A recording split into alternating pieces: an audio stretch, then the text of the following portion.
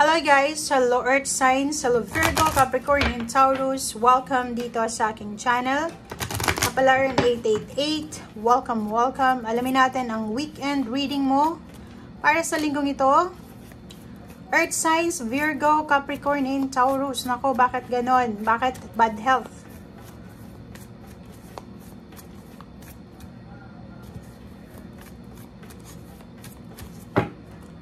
Okay.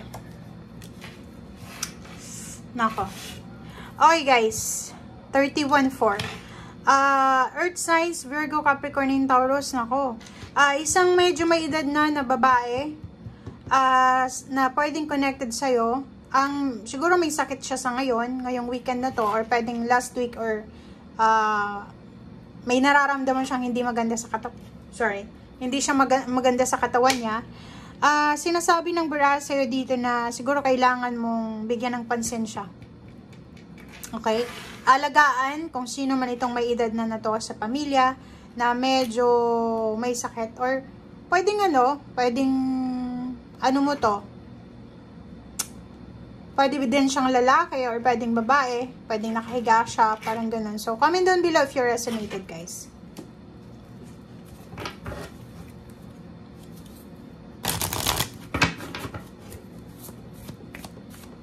Pero nag-expect ka dito ng, like for example, kung may kapamilya kang may sakit, or may kapamilya kang may pinagdadaanan ngayon na problema, sinasabi ng baraha sa'yo na siguro nag-expect, kasi number 6 siya, nag-expect kayo ng healing. So, yun ang nakikita natin dito.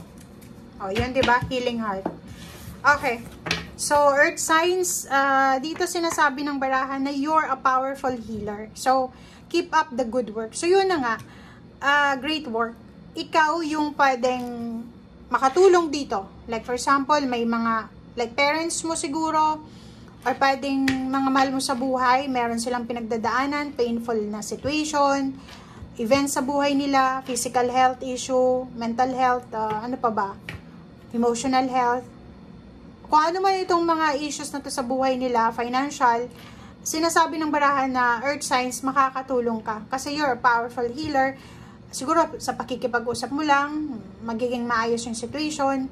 Or sinasabi ng baraha sa'yo dito na pwedeng ikaw yung magiging sagot sa problema na ito, sa bad health na to. So, nakikita ko sa'yo dito, Earth Signs, na siguro may isang tao na nahihirapan sa kanyang health, nahihirapan sa kanyang finances, or sa kanyang relationship, ang hihingi ng tulong sa'yo. So, malaking bagay yung presensya mo, yung words of wisdom mo, or yung presensya mo, yung tulong mo para dito.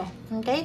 Morning affirmation, mother healing, and alchemy. So, dito sa barahang to, if ever ikaw yung may pinagdadaanan ngayon ng mga issues sa buhay, every day, each morning daw, para magbukas yung gates of manifestation, kailangan mong maging positibo lang. Okay? So, ibig sabihin, maging positibo ka lang sa lahat ng sitwasyon sa buhay mo, masaya, maganda, pangit na situation.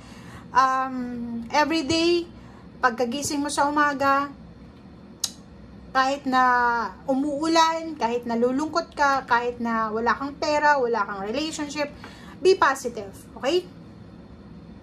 So, dito naman, if mayroon kang issues tungkol sa iyong nanay, or sa yung mother figure, or pwedeng sa lola mo, tiyahin, sa kapatid na babae, or ano pa man, sinasabi ng baraha na kailangan mong ayusin. Diba? May mga misunderstanding, may mga issues kayo sa babae, sa pamilya nyo, or pwedeng relationship, asawa, kung lalaki ka, ayusin mo siya. Ayusin mo siya kasi sa pag-aayos na to, ay posibleng magbukas to ng mga yun nga, gates of manifestation. Mabilis siya na mamanifest yung, kasi common sense yun eh, 'di ba? Pag marami tayong mga hinanakit sa buhay, mga kinikim-kim na galit, hinanakit, buot, walang papasok na swerte sa buhay. Okay?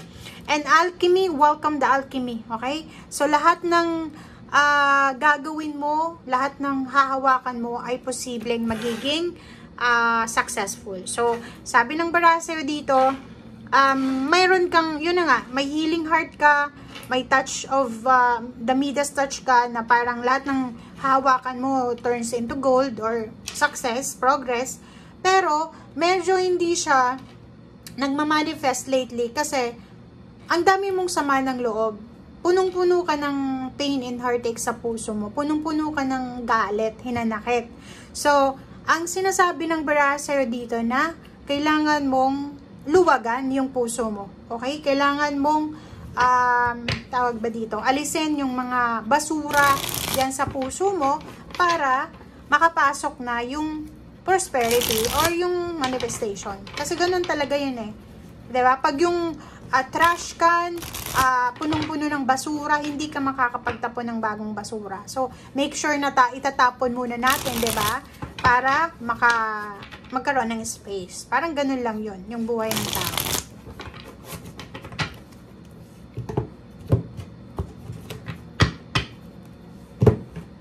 Okay, Earth signs. Wow! 6 of Wands. Yun.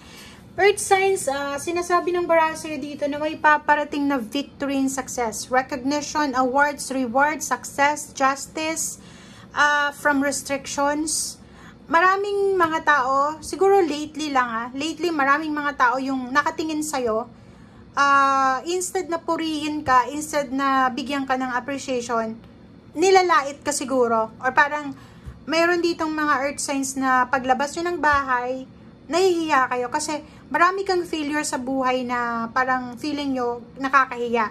But lately lang yun pero etong sinasabi sa'yo ng 6 of Wands na yung mga pangungutya sa'yo ng tao, yung mga tawag dito, yung mga panlilibak sa'yo ng tao, yung mga pangbabackstab or mga kung ano man na judgment na sinasabi nila sa'yo ay kabaliktaran noon ang darating sa'yo. So, babaliktad yung mundo, yung 6 of Wands, from backstabbing, from criticism.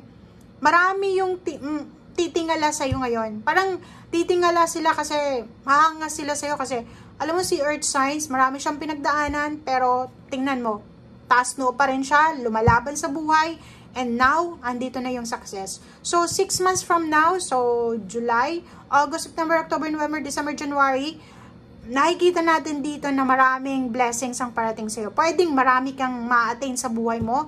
Like for example, relationship, new career, awards, rewards, kung magte-take ka ng mga exams, board exams, or kung ano pa man, posibleng makakapasa ka. Okay?